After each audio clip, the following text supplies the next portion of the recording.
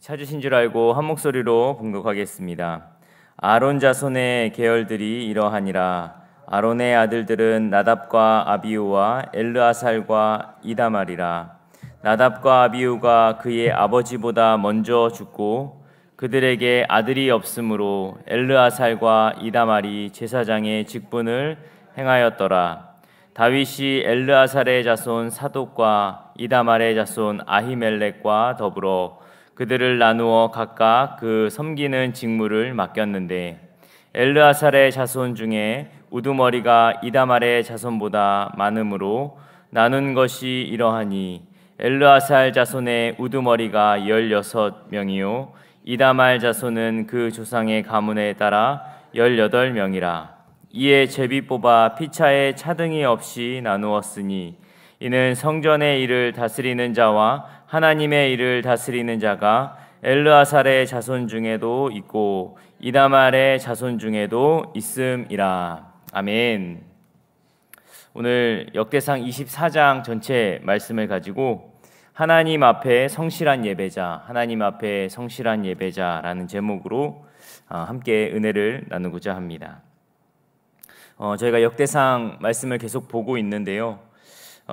이어지는 본문은 23장과 24장을 통해서 다윗은 성전을 건축할 재료를 다 준비한 후에 가장 먼저 예배를 세워가기 위한 준비를 하고 있습니다. 예배를 위해서 준비해야 될 것은 그 예배를 돕는, 예배를 집례할 수 있는 예배자들을 세우는 것입니다. 23장에서는 레위인을 세웠고요. 오늘 이 본문인 24장에서는 제사장들을, 레위인 가운데서 제사장을 세우는, 예배를 집례하고 예배를 인도할 수 있는 그 제사장들을 세우는 모습입니다. 제사장은 레위 지파 중에 아론의 자손들만이 이 제사장의 직분을 감당할 수 있습니다. 역대기는 가장 처음으로 아론의 자손을 소개하기 전에 이 아론의 자손 가운데 그 아론의 아들들을 이야기합니다. 아론의 아들 4명이 나오죠. 나답과 아비후, 엘르아살과 이다말이라는 4명의 아들이 나옵니다. 이 4명의 아들 중에 그 2명은 이미 죽었습니다. 근데 굳이 이 역대기상에서 이 아론의 자손을 이야기하면서 이 죽은 나답과 아비후에 대해서 언급을 하고 있습니다. 이 나답과 아비후가 어떻게 해서 죽었죠? 레위기 10장 1절에서 2절 말씀 우리 한번 보도록 할까요? 레위기 10장 1절에서 2절 말씀입니다. 함께 읽겠습니다. 시작. 아론의 아들 나답과 아비후가 각기 향로를 가져다가 여호와께서 명령하시지 아니하신 다른 불을 담아 여호와 앞에 분향하였더니 불이 여호와 앞에서 나와 그들을 삼키매 그들이 여호와 앞에서 죽은지라. 이 레위기 10장 1절에서 2절 말씀을 통해서 나답과 아비후가 어떻게 죽었는지에 대해서 분명히 이야기하고 있습니다. 하나님께서 명령하시지 않는 불을 가져다가 그들이 마음대로 사용함으로 인하여서 성막에서 그들은 죽음을 맞이합니다. 성막에서 드려지는 이 첫 제사를 드린 후여서 아직 익숙하지도 않고 서툴 수도 있고 그리고 하나님께 예배하는 데 있어서 좀 부족할 수 있습니다. 그러나 하나님은 이 예배에 대해서는 철저하게 불순종에 대한 벌로 죽음을 허락하십니다. 인자하시고 사랑이 많으신 그분이 이 예배에 대해서는 아주 철두철미하게 지키시고 그리고 하나님의 그 규례에 따라서 명령에 따라서 행하는 것을 원하고 있습니다. 다윗이 이 성전을 준비하면서 새롭게 제사장을 세우는 시점에 이 나답과 아비후의 죽음을 언급하는 것은 그 예배에 대한 책임을 다시 돌아보게 하는 그런 모습이라고 볼 수 있습니다. 예배를 대하는 태도에서 어떤 게으름도 그리고 어떠한 대충하는 그 어설픔도 그리고 잘 모르고 실수하는 무지함도 용납되지 않는다라는 것입니다. 당시 제사장은 하나님께서 임재하시는 유일한 통로이자 하나님과 온전한 친밀한 교제를 누리는 시간이기 때문에 이 제사라는 것은 정말 가장 중요한 일이고 이 예배라는 것은 가장 중요한 일이라는 것입니다. 지금도 마찬가지입니다. 우리가 예수님이 오시고 우리가 매일매일 삶으로 하나님 앞에 예배를 드리며 우리의 삶이 예배이다, 우리가 예배가 우리의 삶이다 라고 하면서 이 예배의 태도와 이 예배의 가치가 어떻게 보면은 너무나도 바닥에, 아니면 어떻게 보면 너무나도 현저하게 떨어져 있는 것을 보게 됩니다. 그냥 어디서나 예배를 드릴 수 있고, 그리고 어디서나 그냥 영상으로도 예배 드릴 수 있고, 내 마음대로 예배를 드릴 수 있다라고 생각하는 그러한 경향들이 생기게 되었는데, 우리의 마음을 다시 한번 돌아보기를 소망합니다. 이 다윗이 성전을 지으면서 처음으로 이 예배에 대해서 이야기하면서 굳이 말하지 않아도 되는 나답과 아비후에 대한 이야기를 하면서 다윗은 무엇을 이야기하고 싶었을까요? 바로 예배라는 것은 우리가 마음대로 드릴 수 있는 것이 아니고 우리의 게으름, 우리의 부족함, 이런 것을 통해서 예배가 대체될 수 있는 것이 아니라 정말 이 예배는 하나님께 드려지는 그 모습이기 때문에 철저하게 주님 앞에 온전히 드려져야 된다라는 것입니다. 정말 이 공적 예배, 주일 예배, 우리가 지금 드려지고 있는 이 모든 예배에 더욱더 책임감을 갖고 하나님 앞에 나와야 하고, 정말 예전에 저희 할머니도 하나님 앞에 드리는 그 헌금을 다리미로 다려서 이렇게 드리는 모습을 제가 어렸을 때 기억을 하는데, 그것이 율법주의다 어떻게 한다라고 할진 모르겠지만 제가 봤었을 때는 그만큼 하나님을 향한 그 마음, 가장 좋은 것을 드리기 원한 그 마음, 그것이 지금 이 시대에는 너무나도 퇴색되어 버렸다라는, 오늘 이 본문을 통하여서 이 나답과 아비후의 그 모습을 반면교사 삼아서 우리의 예배를 돌아보고 우리가 정말 하나님 앞에 온전한 예배를 드릴 수 있는, 그리고 이 예배를 소중하고 귀하게 드릴 수 있는 우리 모두가 되어지기를 예수님의 이름으로 축복합니다. 나답과 아비후는 우리에게 맡겨진 예배에 대한 책임감을 생각나게 합니다.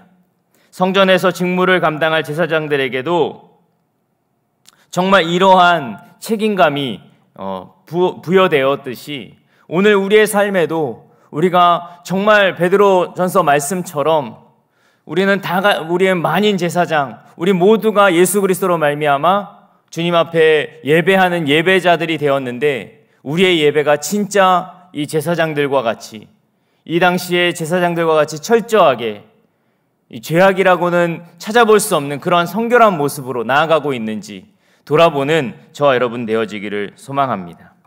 그러면서 이제 아론의 남은 두 아들들의 자손들로 성전의 그 일을 다스리고 하나님의 일을 다스리는 일이, 그것을 맡기는 일이 나타나게 됩니다. 우리 5절 말씀을 우리 함께 볼까요? 오늘 본문 5절입니다. 함께 읽어보겠습니다. 시작. 이에 제비 뽑아 피차에 차등이 없이 나누었으니 이는 성전의 일을 다스리는 자와 하나님의 일을 다스리는 자가 엘르아살의 자손 중에도 있습니다. 아멘. 성경은 이 순서를 정할 때 피차에 차등이 없이 나누었다라고 말합니다. 공평하게 그 순서를 정했다는 것입니다. 엘르아살은 16명, 이다말의 자손 8명, 총 18명 해서 8명 해가지고 총 24명이 제비를 순서로 뽑는 것입니다. 이들이 365일 동안 성전에 섬기게 되면 한 사람당 약 15일 정도의 성전을 봉사하게 됩니다. 이 제비를 뽑는 일은 많은 사람 앞에서 진행이 되었습니다. 우리 6절 말씀 우리 한번 읽어볼까요? 6절입니다. 함께 읽겠습니다. 시작. 레위 사람 느다넬의 아들 서기관 스마야가 왕과 방백과 제사장 사독과 아비아달의 아들 아히멜렉과 및 제사장과 레위 사람의 우두머리 앞에서 그의 이름에 기록하여 엘르아살의 자손 중에서 한 집을 뽑고 이다말의 자손 중에서 한 집을 뽑았으니. 아멘. 여기서 나온 것처럼 왕과 제사장, 레위 사람, 지도자들을 모두 보는 앞에서 이 순서가 정해졌습니다. 우리는 성전을 섬기는 일에 대한 그 순서를 뽑는 모든 일 또한 정직하게 행하게 하시는 하나님을 발견합니다. 누구도 불평할 수 없고 누구도 불만을 갖지 않도록 하나님께서는 질서 가운데 이 예배를 섬기는 그 질서가 정해지고 있었습니다. 여러분, 하나님은 질서의 하나님이십니다. 믿으십니까? 공평하신 하나님께서 성전에서 일어날 모든 일에 대해서 작은 순서 하나하나까지도 질서를 정하고 계신 것입니다. 우리 교회 안에서도 하나님께서 정하신 질서가 있습니다. 우리는 그 질서를 잘 따르고 있는지 돌아봐야 할 것입니다. 맡겨진 일을 정직하게 감당하고 있는지, 그리고 모두가 보는 자리에서 투명하게 그 모든 일들이 처리되어지고 있는지, 하나님 앞에 불순종하는 부분들로 예배가 준비되고 있지 않은지 우리는 늘 깨어서 돌아보고 고민해야 할 것입니다. 하나님이 그 질서의 하나님으로 하나하나 다 정말 투명하게 그 모든 것들을 보여줬듯이 우리 교회가 더 투명하고 우리의 그 모든 사역들이 더 투명하게 또한 그 질서 안에서 이루어지기를 예수님의 이름으로 축복합니다. 아멘. 그렇게 해서 그들을 쭉 나열합니다. 그들이 어떻게 뽑힌 그 제비 뽑은 자들이 그들의 이름을 쭉 기록을 하고 있습니다. 그렇게 기록한 후에 오늘 이 본문에서 마지막 단락이 되는 우리 20절부터 31절까지의 내용은 그 남아있는 그 레위인들의 책임을 맡기시고 있습니다. 우리 20절 말씀을 우리 한번 읽어볼까요? 20절입니다. 함께 읽겠습니다. 시작. 레위 자손 중에 남은 자는 이러하니 아므람의 아들들 중에서 수바엘이요 수바엘의 아들 중에는 예드레야며. 아멘. 그 남은 레위인들에 대한 책임을 맡기고 있습니다. 이 31절까지 그 내용이 나오는데요. 여기서도 하나님께서는 장자나 동생이나 차별 없이 모두에게 그 책임을 주는 모습을 보게 됩니다.